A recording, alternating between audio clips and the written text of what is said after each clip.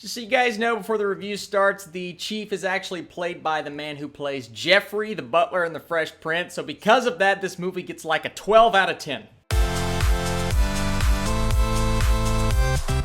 What is up, Netflix fans, and welcome back to my channel. I am always doing Netflix reviews on Fridays and Saturdays. Usually my first review comes out on a Friday morning, but I had to work this morning for the first time in forever on a Friday, so Friday evening it is. Today's movie is The Boy Who Harnessed the Wind. And I didn't know very much about this film. All I knew is that it was directed and written by Chiwetel Ejiofor, one of my favorite actors right now in Hollywood. This is kind of his transition into the directing world, so it's always a curiosity when someone who has been acting takes on the role of directing. A lot of the times it does not work, sometimes it does, in the case of somebody like John Krasinski or Bradley Cooper or Ben Affleck, but a lot of the times it's just a hard thing to accomplish, so I was curious to see what category he was going to end up in. If you guys don't know how my reviews work, I like to talk about the film and then give you my score. Let's talk about The Boy Who Harnessed the Wind. So a boy helps his village by building a wind turbine after reading about them in a library book. And being a first-time director, I assumed Chiwetel was going to encounter some major issues that maybe he could not overcome in terms of shot selection and just how to go about handling a story like this, because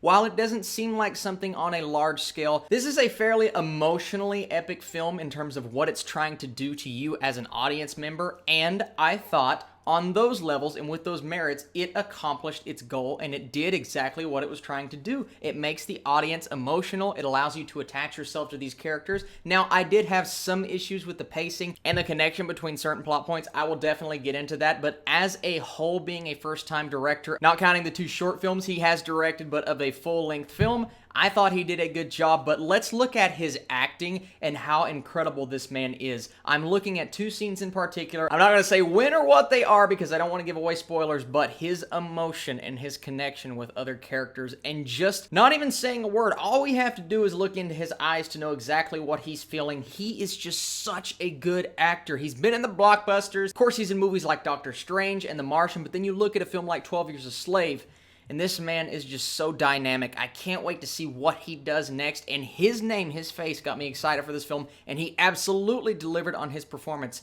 But let's talk about the true star of this film. Maxwell Simba, who played William, I can't wait to see what this young man does next. He was incredible. He shows just as much emotion as Chiwetel's character does.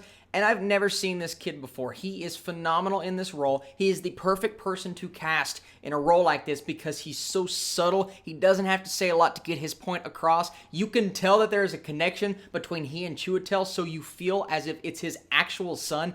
Guys, I love this kid. I can't wait to see what he does next. And because of him, because of his powerhouse performance, he is one of the reasons why I think a lot of people will enjoy this film. Now, do I think it's the best movie I've seen on Netflix all year? No. It's a film that definitely sticks with you emotionally while you're watching it, but will it be with me? Will I be thinking about it at the end of the year in terms of what were my favorite movies of 2019? Probably not. It seems like a film that when I look back on it, I'm going to be like, that's a good story, it's a good performance, but it's not a film that completely captured me with its story because certain elements, and I think that has to do with the pacing of the movie, it felt a tad bit off at times. It is a very slow-moving film, and because of that, I think certain audience members will have a problem getting attached to the main characters and attached to the family, and I understand that. That's a critique I can look at and say, I get why you don't like it. That's not the reason why I would say I don't think the film is fantastic. I just believe there are pacing problems, and the amount of time that we spend with certain characters I think could have been shifted a tad bit to focus on the characters and the story points that were a bit more important. And Chiwetel will learn as a director, and I want and I need him to direct another movie because this movie looks great. The acting is great. He got the performances out of the actors,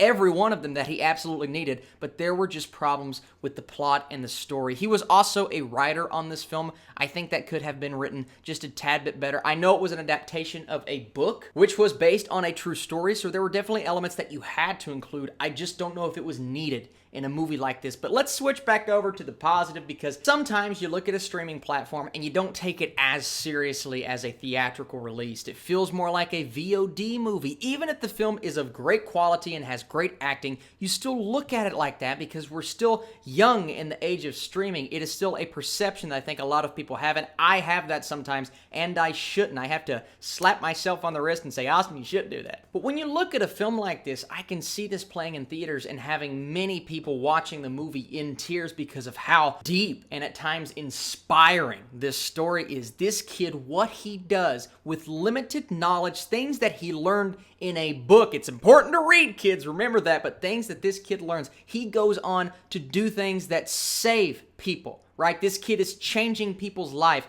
What an empowering story, and the fact that this movie was not botched is a good thing, because I think a story like this deserves a good movie, but then you add on to that really good elements, including acting and directing, and a pretty solid script, a script that could have used a tad bit more polishing, but I still think it worked for what they were trying to go for. And it slightly hits on things going on in the United States. There are political elements, people not treating this village, these people, as they should be treated. At times, they're treated as if they are inferior to these other men. And yes, because of the limited wealth and education, and because some of these kids can't even afford school, some of the village members may feel that way, but it's all about coming together and creating something that is going to change your way of life. That's what this movie is. That's the message, and I want you guys to remember that while you're watching it, because even if you're not super into this story and where some of these characters are at, and if you don't get emotionally engaged, I just think it's cool that we're getting a movie like this from an awesome actor like Chiwetel on Netflix for everyone to watch, everyone that has Netflix, or everyone who is watching their family members' Netflix.